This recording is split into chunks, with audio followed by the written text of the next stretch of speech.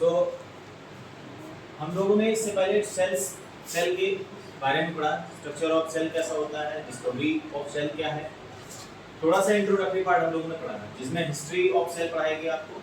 और history of cell में कई सारे साइंटिस्ट का नाम जैसे Robert Hooke, Robert Brown, Carl Schleiden and Schwann और एंटोनी वॉन लीमेनॉफ। तो अलग अलग साइंटिस्ट के नाम हमने जाने जो अलग अलग वर्क करने के लिए फेमस हुए। आप लोग आगे आगे के बैठे हो, ठीक है, अगर दिख नहीं रहा है तो अब हम आगे यहाँ पर स्लाइड्स में पढ़ेंगे और स्लाइड्स के थ्रू हम ये जानेंगे कि और सेल के बारे में हम क्या जान सकते हैं। यहाँ पर सेल्स जो है आपको कई तरीके की दिखाई दी हैं, इसमें से आप ये जान पाएंगे कि इनमें कुछ ऐसी सेल्स हैं जो पूरा का पूरा ऑर्गेनिज्म ही बना रही है। ऐसे सेल्स या ऐसे ऑर्गेनिज्म को हम बोल रहे थे यूनिसेलुलर या एक कोशिकीय जीव। एक कोशिकीय जीव में यहाँ पर आप देख पा रहे हैं अमीबा है, और ये अमीबा जो है एक सिंगल सेल से बना हुआ है, एक अकेली कोशिका से इसका पूरा शरीर बन करके तैयार हुआ है, ठीक है। एक अकेली कोशिका ही यहाँ पर पूरे शरीर को तैयार कर दे रही है, इसीलिए हम इसको क्या बोल लेते हैं, यूनिसेलुलर। यूनि का मीन्स हो गया एक और सेलुलर का मीन्स हो गया एक कोशिका, यानी एक कोशिकीय ये जीव होते हैं, क्लियर। एक कोशिकीय जीव या यूनिसेलुलर। बट ये यूकैरियोट है या प्रोकैरियोट, तो यूकैरियोट एंड प्रोकैरियोट का डिफरेंस आपने मेनली देखा था कि एक सिंगल लाइन में अगर एक्सप्लेन करें तो न्यूक्लियस के आधार पर हम डिवाइड करते हैं। इसके आधार पर न्यूक्लियस, जिसको हम केंद्रक कहेंगे, यानी केंद्रक के आधार पर हम यूनिसेल को यूकैरियोट या प्रोकैरियोट बोलेंगे। तो प्रोकैरियोट की अगर बात करें, प्रोकैरियोट में यहाँ पर न्यूक्लियस एब्सेंट होगा या बना होगा तो अनडेवलप्ड कंडीशन होगा, यानी उसके ऊपर लेयर नहीं पाई जा रही होगी, न्यूक्लियर एनवेलप नहीं पाया जा रहा होगा। और जब हम बात करते हैं यूकैरियोट की, दिस अमीबा इज यूकैरियोट, तो यूकैरियोट की जब हम बात करते हैं, यूकैरियोट में यहाँ पर क्या है कि इसके ऊपर इसके अंदर जो है न्यूक्लियस एक केंद्रक डेवलप्ड कंडीशन में पाया जा रहा है, दैट्स व्हाई ये क्या है, यूकैरियोट। अब यहाँ पर एक सेल दिखाई दी, नर्व सेल। इस नर्व सेल को हम बोलते हैं हिंदी में तंत्रिका कोशिका। नर्व सेल कहो या तंत्रिका कोशिका कहो, तंत्रिका कोशिका और ये काम क्या करेगा, हमारी बॉडी के जितने भी सेंसरी ऑर्गन्स हैं, कितने होते हैं सेंसरी ऑर्गन्स, 5।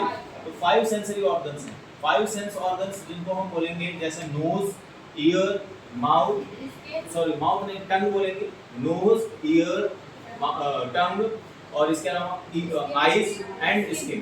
तो इन 5, यानी स्किन मींस त्वचा, तो त्वचा, आंख, नाक, कान और जीभ, ये 5 संवेदन, इनके द्वारा हम स्टिमुलस को, सेंसेशन को अपने बॉडी के अंदर पहुंचाते हैं सिग्नल्स के फॉर्म में, और सिग्नल्स को रिसीव किया जाता है नर्व सेल या तंत्रिका कोशिका के द्वारा।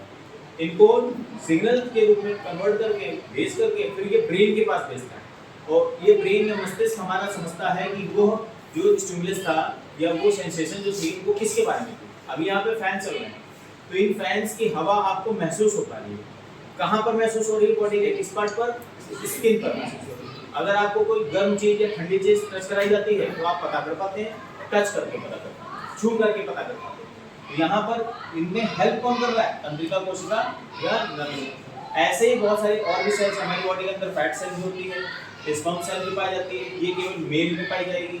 ओवम पाया जाता है, ये भी एक कोशिका है, और ये केवल फीमेल बॉडी में पाई जाती है। इसके अलावा स्मूथ मसल सेल्स, हमारी बॉडी में मसल्स बनती है, मसल सेल्स हैं। ब्लड सेल्स, जिसकी वजह से हमारे शरीर में सर्कुलेशन हो पाता है, हर एक पार्ट को एक जगह से दूसरे जगह पर बॉडी के अंदर ही पहुंचाया जाता है। अगर हमने फूड को खाया तो फूड के अंदर के न्यूट्रिएंट्स को हर एक पार्ट तक पहुंचाने का काम ब्लड कर रहा होगा। ब्लड में कई सारे कंपोनेंट होंगे, इनके बारे में डिटेल में हम जो पढ़ेंगे तब बताएंगे। आरबीसी, डब्ल्यूबीसी, प्लेटलेट्स, प्लाज्मा, ये सभी क्या काम करते हैं और कैसे स्ट्रक्चर होता है, ठीक है। यहाँ पर इस स्लाइड में बताया गया कि जो शेप और साइज होता है किसी भी सेल का, वो स्पेसिफिक फंक्शन के आधार पर होता है।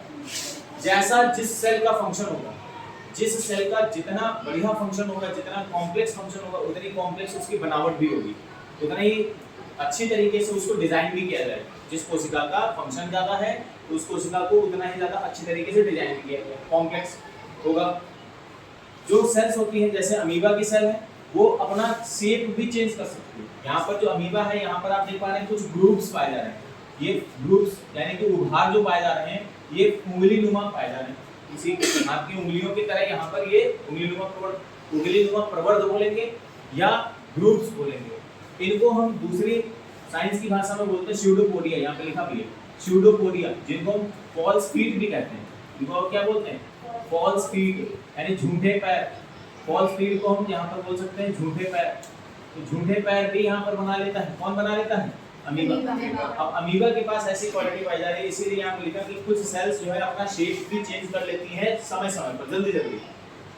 अब यहाँ पर ये जो ये स्यूडोपोडिया या फॉल्स फीट बना रहा है, ये क्यों बना रहा है? क्योंकि ये मूव कर सके, जिस तरफ इसको चलना होगा उस साइड में ये अपने मूव स्यूडोपोडिया को ज्यादा से ज्यादा बनाएगा और फिर बॉडी में कॉन्ट्रैक्शन करेगा। कॉन्ट्रैक्शन का मींस इसको सिकोड़ेगा और जिस तरफ इसने ग्रुप्स बनाए तो उधर की ओर खींच जाएगा, फिर दोबारा से ग्रुप्स बनाएगा और उधर की ओर खींच जाएगा। इस तरह अर्थवॉर्म की तरह। अर्थवॉर्म में ग्रुप्स नहीं बन रहे हैं, वो डेवलप्ड है। किससे ज्यादा? अमीबा से। अमीबा उससे भी और सिंपल है, ठीक है। जैसे आप केचुए को देखते हैं अर्थवॉर्म की तरह, तो अर्थवॉर्म में क्या हो रहा है कि वो अपनी बॉडी के कुछ हिस्से को आगे बढ़ाता है, फिर पिछले हिस्से को कॉन्ट्रैक्ट कर लेता है, फिर अगले हिस्से को थोड़ा आगे बढ़ाएगा, पिछले हिस्से को फिर कॉन्ट्रैक्ट कर लेता है। जिस तरह से वो मूव कर रहा है, लोकोमोट कर पा रहा है, आगे की ओर बढ़ पा रहा है, तो ऐसे अमीबा भी बढ़ता है। यहाँ पर ये बताया। आगे कहता है कि जो सेल्स हैं वो कम फिक्स शेप की होती हैं या ज्यादा फिक्स शेप की होती है। फिक्स शेप इनमें अच्छी तरीके से भी हो सकता है या कम भी हो सकता है। हमारी बॉडी के कुछ ऐसे सेल्स हैं जिनका फिक्स शेप स्टार्टिंग में नहीं है, बाद में इनका फिक्स शेप हो पाता है। यानी जैसा डेवलपमेंट स्टार्टिंग में इनका डेवलपमेंट कम हुआ तो इनका एक निश्चित आकार नहीं था, लेकिन जब अच्छे तरीके से ये फंक्शन करने के लिए तैयार कर दी गई तब इनका जो है शेप भी फिक्स कर दिया गया, शेप निश्चित हो गया। हमारी सेल्स जो होती हैं वो कम फिक्स भी हैं और मोर फिक्स भी। इसके अलावा आप ये भी कह सकते हो कि बॉडी में कुछ सेल्स ऐसी होती हैं जो एक ही जगह पर हमेशा फिक्स रहती हैं और कुछ सेल्स ऐसी होती हैं जो बॉडी में एक जगह से दूसरी जगह मूव भी कर जाती हैं, तो वो फिक्स नहीं है। जैसे ब्लड में आरबीसी पाई जाती है, तो आरबीसी कभी हम देख पा रहे हैं हमारे हैंड्स में, तो वो आरबीसी सर्कुलेट होकर के हमारे पैर में भी जा सकती है या सिर वाले हिस्से में भी आ सकती है। तो ये फिक्स नहीं है, एक जगह पर रुकी हुई नहीं है कोशिका। कौन सी? ब्लड की, खून की। खून में श्वेत रक्त कणिका, लाल रक्त कणिका, जिसको हम आरबीसी और डब्ल्यूबीसी कहते हैं। तो आरबीसी डब्ल्यूबीसी एक जगह पर फिक्स नहीं है, लेकिन हमारी मसल्स, अब ऐसा तो हो नहीं सकता कि जो हमारे हाथ की मसल्स हैं उनमें जो सेल्स पाई जा रही है वो कुछ समय के बाद यहाँ से चल करके पैर वाले हिस्से में पाई जाए या सिर वाले हिस्से में पाई जाए। ऐसा हो सकता है क्या? जिस सिर वाले हिस्से की मसल्स हैं उनकी जो कोशिकाएं हैं वो कभी कभी जो है हाथ में भी पाई जा रही हैं, ऐसा हो सकता है क्या? नहीं, क्योंकि ये सेल्स एक जगह पर फिक्स हो चुकी हैं और कुछ सेल्स एक जगह पर फिक्स नहीं है। आगे कहता है कि जो डिवीजन ऑफ लेबर है मल्टी सेलुलर ऑर्गन, यानी कि इसमें अमीबा पे नहीं होगा। अमीबा में जो यहाँ पर डिवीजन होता है वो केवल और केवल बाइनरी फिजन होता है, बाइनरी और मल्टीपल बाइनरी फिजन पाया जाता है। बाइनरी फिजन का मींस हो गया अपनी बॉडी को जब भी तोड़ेगा तो दो पार्ट में तोड़ देगा और दो पार्ट में तोड़ने के बाद एक ऊपर और दो पार्ट जो बने हुए हैं इन दोनों पार्ट से दो नए अमीबा बन जाएंगे। इसीलिए इस अमीबा को बोला जाता है कि अमर है, मरने से ठीक पहले ही अपने बॉडी को तोड़ देता है, स्प्लिट कर देता है और दो पार्ट जो टूटे हुए होंगे वो दोनों पार्ट नए अमीबा बन जाएंगे। ठीक है, एक अमीबा हो गया, एक जेलीफिश हो गई। ऐसे ही इन जानवरों में ऐसी एबिलिटी है कि जब कभी भी स्ट्रेस की कंडीशन आएगी तो अपनी बॉडी को ही तोड़ देते हैं। स्ट्रेस कंडीशन मतलब कि जब कभी भी इनको अनफेवरेबल कंडीशन होगी, यानी कि ये ऐसा समझेंगे कि इनके पास खतरा है बहुत ज़्यादा, कभी मर जाएंगे, तो उससे ठीक पहले बॉडी को स्प्लिट कर देते हैं और स्प्लिट कर देंगे, तोड़ देंगे। तोड़ने के बाद ये नए ऑर्गेनिज्म के रूप में बन जाएंगे।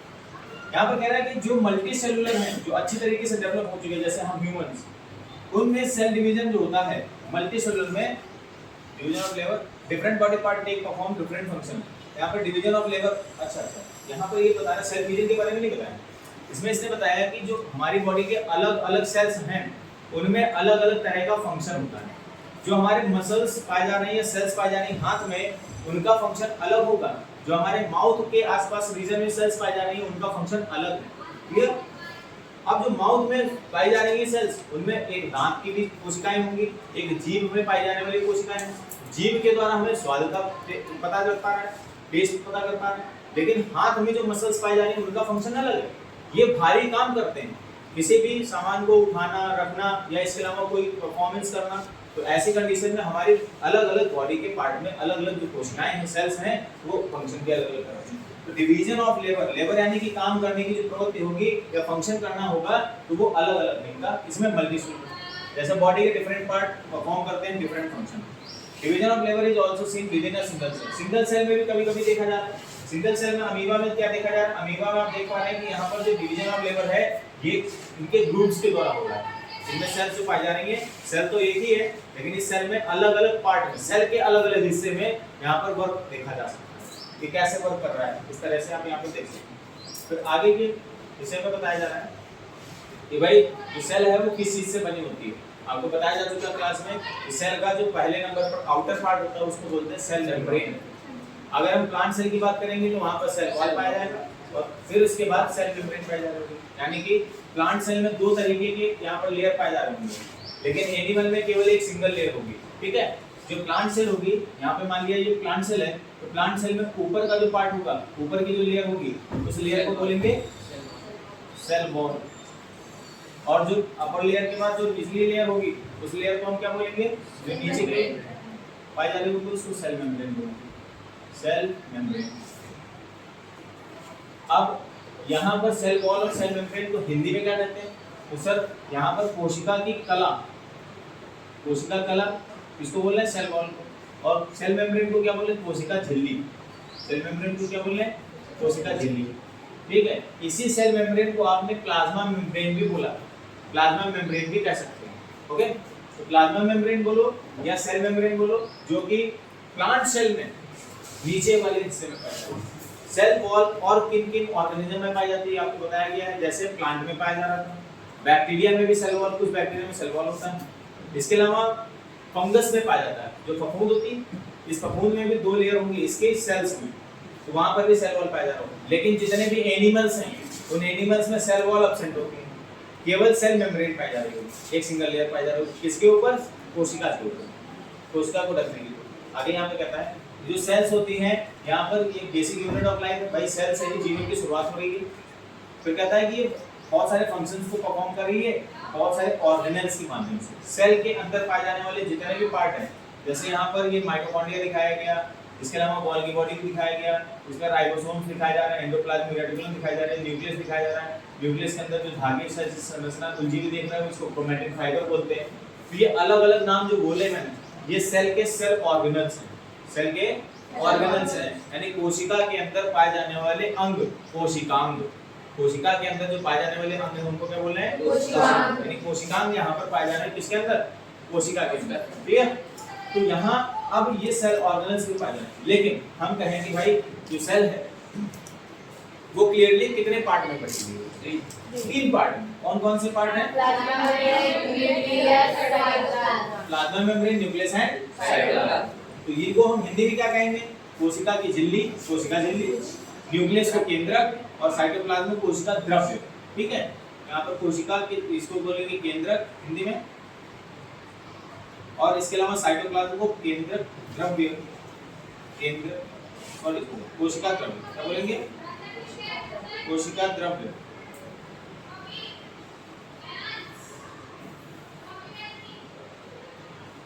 कोशिका द्रव्य, साइटोप्लाज्म।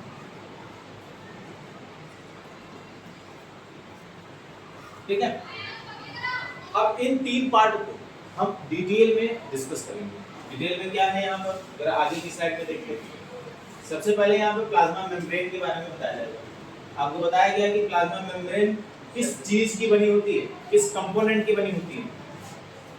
इन चीजों से मिल करके प्लाज्मा मेम्ब्रेन बनेगा, लिपिड और फॉस्फेट, लिपोप्रोटीन जिसको बताया, lipid and protein, sorry lipid and protein. ठीक है, तो यहाँ पर आप देख पा रहे हैं कि ये जो प्रोटीन्स हैं, प्रोटीन्स की वजह से प्रोटीन चैनल बनते हैं। प्रोटीन चैनल का मीन्स है रास्ता, चैनल मीन्स रास्ता। तो प्रोटीन के बने हुए, प्रोटीन के मॉलिक्यूल्स हैं जिनकी वजह से एक पाथवे बनता है, एक रास्ता बनता है, तो उसको बोलेंगे प्रोटीन चैनल। तो प्रोटीन की वजह से चैनल्स बने, और इसके साथ साथ यहाँ पर कुछ पार्ट लिपिड के भी पाए जाएंगे।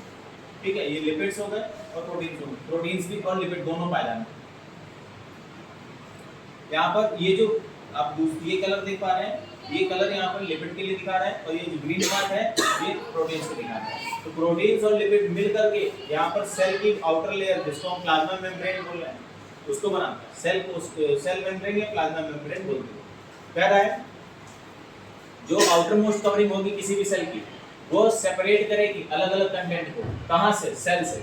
सेल से ये अलग अलग कंटेंट को अलग करने का काम करती है एनवायरनमेंट से। भाई यहाँ पर जो कोशिका पाई जा रही है, इस कोशिका के अंदर जितने भी पार्ट पाए जा रहे हैं, सेल ऑर्गेनल्स यानी कोशिकाएं पाए जा रहे हैं, उनको बाहर, इस सेल के बाहर वाला जो माध्यम है, इस सेल के बाहर दूसरी कोशिका है या दूसरा कोई पदार्थ पाया जा रहा है, कोई कंपोनेंट पाया जा रहा है, उससे अलग अलग रखने का काम करती है। क्लियर है बात? जैसे आप यहाँ पर इस कमरे में बैठे हुए हैं, तो इस कमरे से आपको बाहर के लोगों से अलग रखा गया, ठीक है, सभी को एक हॉल में बिठा दिया जाए और क्लास कराई जाए, वैसी कंडीशन में आपको भी नहीं समझ में आना है और आप डिस्टर्ब नहीं ज्यादा होंगे। ठीक इसीलिए यहाँ पर आपको क्या किया गया, आपको डिस्टर्बेंस ना हो और आसानी से आप बैठ करके कोई भी बात है उसको सुन सके, समझ सके, तो आपको एक रूम दिया गया। यहाँ पर भी कोशिका को अलग अलग फंक्शन करने के लिए एक लेयर से बंद कर दिया गया। इस लेयर को बंद करने के बाद लेयर को क्या बोल रहे हैं, वही यहाँ पर पहले पॉइंट में बताया। तो कहता है ये अलाउ करता है या प्रिवेंट करता है। अलाउ मींस ये अनुमति देता है किसी चीज को, या प्रिवेंट मींस रोक देता है किसी भी पार्ट को, या तो अंदर आने देगा या तो किसी भी पार्ट को अंदर नहीं आने देगा। ठीक है, ऐसे ही बाहर जाने से किसी भी पार्ट को बाहर भेज देगा या किसी भी पार्ट को अपने पास रोक लेगा, बाहर नहीं आने देगा। कह रहा है अलाउ एंड प्रिवेंट, अलाउ और prevent the movement of materials, जितने भी मटेरियल्स किसके अंदर पाए जा रहे हैं, सेल के अंदर, मटेरियल्स इन एंड आउट, यानी कि या तो अंदर की हो जाए और उसको रोक सकता है, बाहर भेज सकता है, या तो प्रिवेंट रोक सकता, अलाउ कर सकता है। ठीक है, so cell membrane is called selectively permeable membrane. आप तो इसको सेमी परमिएबल मेम्ब्रेन के नाम से बताएंगे, या सेलेक्टिवली परमिएबल मेम्ब्रेन, यानी कि जो सेल मेम्ब्रेन है वो किसकी तरह वर्क कर रही है, इसको हिंदी में क्या बताया था, अर्धपारगम्य झिल्ली, अर्धपारगम्य झिल्ली, हिंदी में क्या बताया था, अर्धपारगम्य झिल्ली, या सेलेक्टिवली मेम्ब्रेन, या semi permeable membrane, selectively permeable membrane या सेमी परमिएबल। ये दोनों यहाँ पर जो पार्ट, दोनों पार्ट यहाँ पर जो एक काम, दोनों नाम क्या काम कर रहे हैं, एक ही काम कर रहे हैं कि भाई जो फंक्शन, जो पार्ट हमें अंदर की ओर आने देना है केवल वही अंदर की ओर आ सकते हैं, सेल मेम्ब्रेन से क्रॉस हो सकते हैं, या तो यहाँ से बाहर की ओर जा सकते हैं। बाकी जिसको हम नहीं चाहते, यानी सेल मेम्ब्रेन जिसको नहीं चाहते तो उसको आना या जाना नहीं कराएंगे। ठीक है, फिर आगे के पॉइंट पर देखते हैं। आगे के पॉइंट में क्या बताया, प्लाज्मा मेम्ब्रेन के बारे में अच्छे से बताया। आप ये भी जान चुके हैं कि प्लाज्मा मेम्ब्रेन के थ्रू जो मटेरियल्स हैं वो ट्रांसफर कैसे होते हैं। एक प्रोसेस आपने डिफ्यूजन पढ़ी थी और एक प्रोसेस आपको बताई गई थी ऑस्मोसिस। ऑस्मोसिस जो प्रोसेस है वो डिफ्यूजन का ही हिस्सा है, डिफ्यूजन का ही पार्ट। देखेंगे यहाँ पर कह रहा है कि कुछ सब्सटेंस होते हैं जैसे CO2, जैसे CO2 और ऑक्सीजन, ये सेल के अंदर से बाहर या बाहर से अंदर की ओर आते हैं। यानी कोशिका के अंदर कौन सी गैस जाएगी, कोशिका के अंदर केवल कौन सी गैस जा रही होगी, केवल ऑक्सीजन जा रही होगी। और कोशिका में जब ग्लूकोज को बनाया जा चुका यानी ऑक्सीडेशन किया जा चुका तो कौन सी गैस बन रही होगी, CO2 बन रही होगी। तो CO2 बनेगी जब, तो इसको बाहर निकालना पड़ेगा। CO2 जब बन जाएगी तो CO2 को हम बाहर निकालेंगे, तो CO2 यहाँ पर वेस्ट मटेरियल वर्क करेगा, और जो ऑक्सीजन है ये हमारे अंदर सेल के अंदर पहुंचाया जाता है। एक पार्ट सेल के अंदर आ रहा था, इन हो रहा था, और एक पार्ट सेल से बाहर जा रहा था। क्लियर? तो एक पार्ट जो सेल के अंदर आ रहा था तो सेल मेम्ब्रेन ने इसको अलाउ किया, ठीक है, और प्रिवेंट किया, बाहर जाने से रोका। सेल को जब ऑक्सीजन मिल गई तो ऑक्सीजन को कोशिका ने क्या किया, अंदर आ जाओ, लेकिन बाहर नहीं जाने दूंगा। ठीक है, अभी मैं कहूँ कि आप लोग बाहर नहीं जा सकते जब तक क्लास चलेगी, तो मैंने आपको प्रिवेंट किया। ठीक इसी तरीके से कोशिका भी आप लोग प्रिवेंट करेगी किसको, ऑक्सीजन को। एक बार अंदर आ गई फिर उसके बाद ऑक्सीजन को तब तक यहाँ पर रखेगी जब तक यहाँ पर ग्लूकोज का ऑक्सीडेशन ना हो जाए, ग्लूकोज को डाइजेस्ट ना किया जा सके। फिर CO2 यहाँ पर जब बनेगी तो CO2 को बाहर भेज देगी, भाई तुम बाहर जाओ, इसका कोई काम नहीं है यहाँ पर, और ये वेस्ट मटेरियल के रूप में यहाँ पर सेल में रहेगी, तो इसलिए यहाँ से इसको बाहर भेजना है। प्रिवेंट और अलाउ, यहाँ पर आपने समझा। Across cell membrane is called diffusion. अब यहाँ पर जब जिस चीज का कंसंट्रेशन यहाँ पर कम या ज्यादा बढ़ेगा, कम होगा या ज्यादा होगा, उसको कंसंट्रेशन के आधार पर या तो बाहर भेज दिया जाएगा या तो बाहर से अंदर की ओर उसको अलाउ कर दिया जाएगा। उस प्रोसेस को हम क्या बोलेंगे, डिफ्यूजन। डिफ्यूजन आप पढ़ चुके हैं कि तीनों माध्यम में पाया जाता है, सॉलिड, लिक्विड एंड गैस। तो सॉलिड, लिक्विड एंड गैस तीनों में यहाँ पर डिफ्यूजन प्रोसेस पाया जा रहा है। सेल के अंदर जो माध्यम होगा वो सेमी सॉलिड होगा और लिक्विड कंडीशन होगा। गैसियस माध्यम कब पाया जा रहा है, जब यहाँ पर गैसेस आ रही हैं, ऑक्सीजन आ रही है और कार्बन डाइऑक्साइड निकल रही है, तो गैसियस भी होते हैं। तो हमारे शरीर के अंदर तीनों माध्यम का यानी कि ठोस, द्रव, गैस तीनों माध्यम में विसरण प्रक्रिया होती है, डिफ्यूजन प्रक्रिया होती है। कह रहा है डिफ्यूजन क्या है, अब डिफ्यूजन को उसने डिफाइन किया। डिफ्यूजन इज द प्रोसेस इसको डिफ्यूजन जो होती है, डिफ्यूजन क्या है? स्पॉन्टेनियस मूवमेंट है, अचानक से किसी भी चीज को मूव कराया जाता है, बहुत जल्दी किसी भी पार्ट को मूव कराया जाता है। कह रहा है of a substance from region of high concentration से टू लो कंसंट्रेशन, यानी कि यहाँ पर अधिक सांद्र माध्यम होगा, अधिक सांद्र, सांद्र माने गाढ़ा, सांद्र मींस क्या बोलेंगे? गाढ़ा, यानी ज्यादा से ज्यादा गाढ़ा माध्यम है, हाई कंसंट्रेशन, और हाई कंसंट्रेशन से लो कंसंट्रेशन यानी कम गाढ़ा, जिसको हम तनु माध्यम बोलते हैं। इसको क्या बोलेंगे? तनु माध्यम। तनु और सांद्र, सांद्र जब कभी भी वर्ड यूज होगा तो आपको हाई कंसंट्रेशन की तरफ जाना है, और तनु यानी कि लो कंसंट्रेशन, ठीक है। यहाँ पर आप देख पा रहे हैं कि यहाँ पर आप देख पा रहे हैं कि ये जितना भी पार्ट ये बताया गया है, लो कंसंट्रेशन और हाई कंसंट्रेशन, इसमें डिफ्यूजन जो हो रहा है वो high concentration to low concentration हो रहा है। इतनी बात क्लियर होगी? कोई भी आपका क्वेश्चन? फिर आगे कहता है CO2 जो कंसंट्रेशन है वो हाईयर होता है, CO2 का कंसंट्रेशन जब सेल के अंदर हाई हो जाता है inside the cell, and lower outside, जब बाहर की ओर CO2 कम होती है तो CO2 moves out of the cell. अब कोशिका के अंदर जब ग्लूकोज बनाया गया तो ग्लूकोज को जब डाइजेस्ट किया गया तो उसके वजह से माइटोकॉन्ड्रिया ने ग्लूकोज को बना करके CO2 को बनाया। ग्लूकोज को जब बना रहा, ग्लूकोज को डाइजेस्ट कर रहा था तो CO2 भी निकल रही थी, तो CO2 अब सेल के अंदर ज्यादा हो गया, उसका कंसंट्रेशन ज्यादा हो गया, सांद्र माध्यम हो गया, और जो सेल के बाहर का हिस्सा था वहां पर CO2 कम थी, तो जब CO2 वहां बाहर कम थी तो ऐसे कंडीशन में क्या हुआ कि वहां पर से अब वहां जहां पर कंसंट्रेशन कम है उधर साइड में CO2 को भेजा जाने लगेगा। जब CO2 उधर साइड में जाने लग जाएगी तो इसको हम क्या बोलेंगे? इस प्रोसेस को हम क्या बोलेंगे? ठीक है, इस तरह से हम यहाँ पर जानेंगे। फिर कह रहा है O2 डिफ्यूजन, ऑक्सीजन जो है अंदर की ओर आ रही है सेल के। Diffusion when concentration of oxygen inside the cell decreases, जब कोशिका के अंदर जो है किसी भी तरह का कंसंट्रेशन है किसका? ऑक्सीजन का, वो कम हो जाएगा, तो ऐसी कंडीशन में कोशिका के अंदर से कोशिका के अंदर में ऑक्सीजन को बुलाया जाएगा, अलाउ किया जाएगा, ठीक है, उसको बुलाया गया किसके लिए? जब यहाँ पर ऑक्सीजन का कंसंट्रेशन, ऑक्सीजन का लेवल जो था वो कम हो गया, कहाँ पर? कोशिका के अंदर। तो कोशिका के अंदर जब ऑक्सीजन का लेवल कम हुआ और कोशिका के बाहर ऑक्सीजन का लेवल ज्यादा था तो यहाँ पर ऑक्सीजन को अलाउ कर दिया गया, ठीक है। इस तरह से आपकी वर्किंग होगी, ठीक। आज इतना ही रखेंगे क्योंकि आपकी बेल लग गई है, नेक्स्ट डे हम लोग आगे बढ़ेंगे इससे, ठीक है। अभी आपको कोई क्वेश्चन है तो आप लोग पूछ सकते हो।